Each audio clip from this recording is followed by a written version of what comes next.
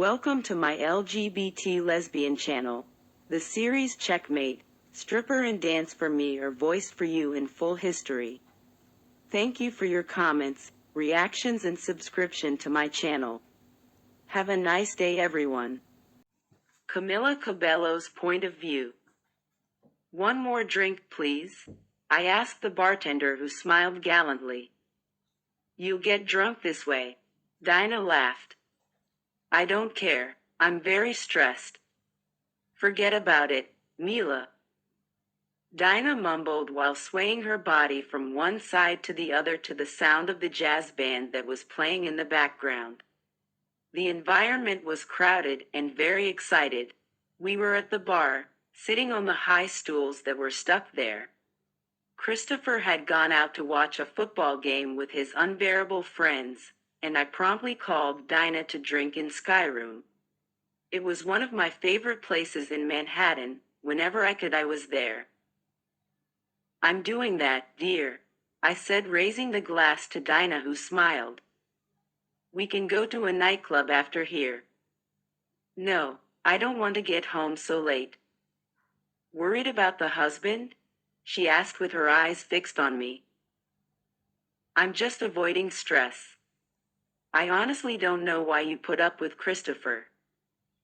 I looked at her with an expression that said, "Are you serious right now?" I saw my best friend roll her eyes in an impatient way, which made me smile.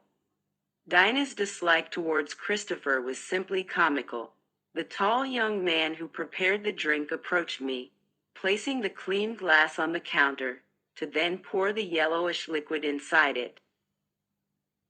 Here it is, miss, he said with his eyes fixed on me. This looks great, thanks. I flashed a smile at him, who remained with his eyes fixed on me. I turned to Dinah, who was shaking her head. The woman grabbed my hand, pulling me away from there. Were you flirting with the bartender? I let out a loud laugh as I walked beside the woman to a more distant corner of Skyro.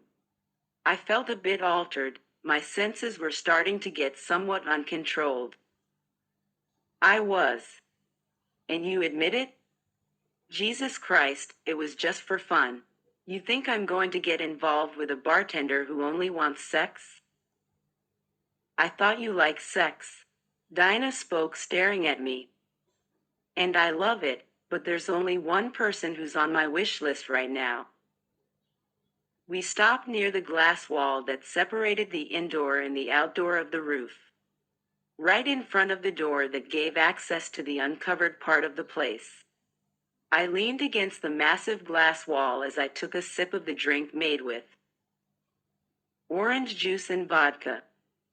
Camilla, you know that is dangerous, the blonde said with a serious expression. I like the danger, Dinah. It's exciting. I moved my body to the sound of the background music, accompanying the more lively rhythm that played there. Through the straw, I sucked some more of the drink before placing it on an empty table. I brought my hands to my black dress, smoothing the fabric that lifted when I danced. I palmed my hand on the wall, feeling my head spin. I need some air. You need to stop drinking, you are already drunk. Shish, I'll be right back, I'm just going outside for some fresh air. Dinah nodded before turning her attention to the band that animated the place. I moved away from her, walking out of the closed environment. The outside was less illuminated, and what stood out was the beautiful view of the skyscraper in Manhattan. As I walked to the more distant part, I saw a familiar silhouette. She was sitting on the padded brown couch next to another woman. It can't be. I narrowed my eyes trying to see better, but didn't succeed. I approached one of the nearest concrete pillars slowly, to not attract the attention of whom I imagined. When one of the women stood up, causing me to be sure of who was there. Bitch, I whispered at the sight of Clarice standing with a smile on her lips. Lauren was sitting saying something, which probably was the reason why the other was smiling like an idiot.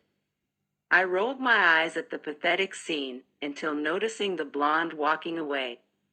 Lauren got up from the couch and walked to the glass edge on the other side of the roof. My turn. She had her back to me. She was wearing a tight dress of thin straps that reached the middle of her thick and toned thighs. I just hadn't been able to identify whether the color was black or navy blue, but I didn't even care. The beautiful sight of the agent's body under that little piece of clothing only made me come to one conclusion. Lauren was simply hot. I saw her light a cigarette, in which she took a drag with want, before letting out the puff of smoke that spread through the air. I walked in slow steps until standing behind her. She lowered her hand, leaving it beside her body. Gently I brought my hand to hers, to grab the cigarette from between her fingers quickly. The woman turned towards me in one swift motion, but froze her movements as soon as she fixed her eyes on me. "God," she exclaimed. I smiled cynically, to then bring the cigarette up to my lips. I took a long drag, under the supervision of Lauren's green and surprised eyes. And then took it out of my mouth slowly, to let out the smoke between my lips. "Hello, Agent Yaregui," I spoke with a wide and mischievous smile. "What are you doing here, Camilla?" she asked, surprised. "You forgot the Mrs. Collins," I asked cynically.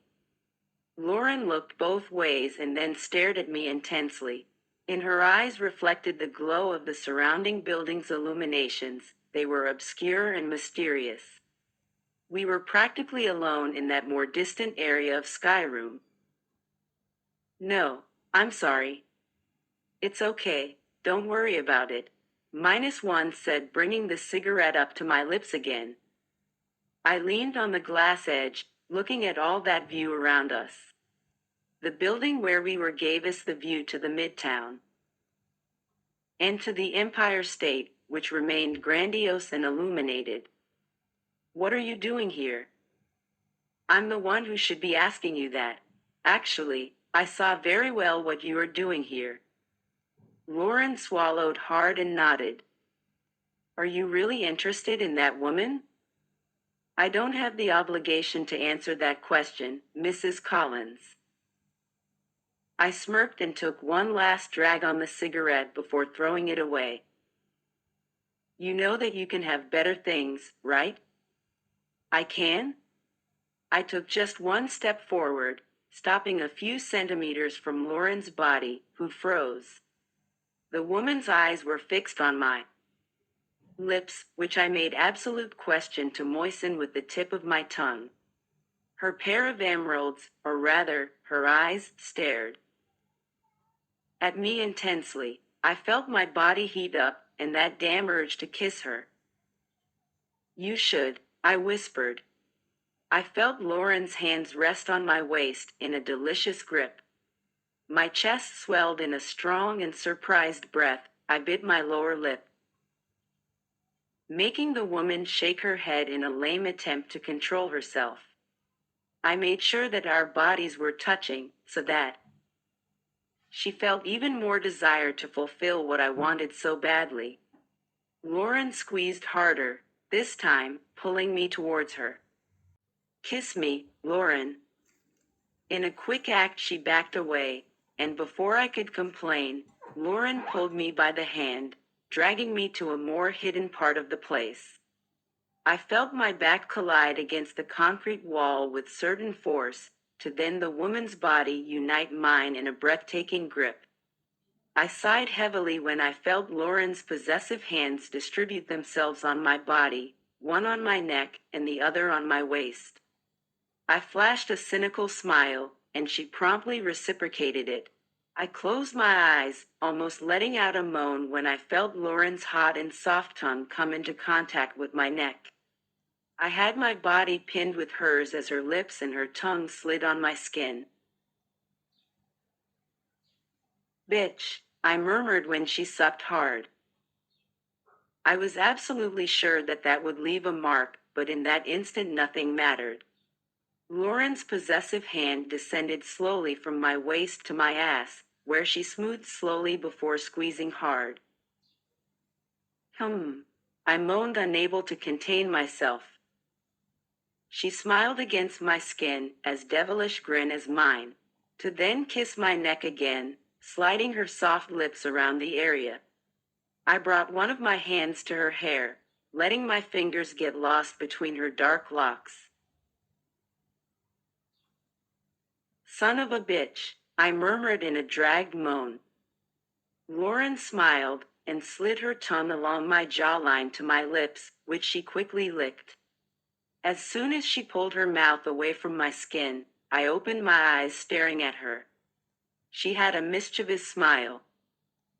I'm sorry, love, today I'm accompanied, she said in a sarcastic tone as she let go of me. Before I could utter a word, Lauren backed away even more. Have a good night, Mrs. Collins. She walked away with a victorious smile, as she brought her 2 fingers up to her lips, sucking slowly as if she was relishing my taste. Bitch. Oh. If you like that I voiced the continuation of the series Stripper and want me to continue, please like and write a comment on the video. This will be an incentive to continue working on translation and dubbing.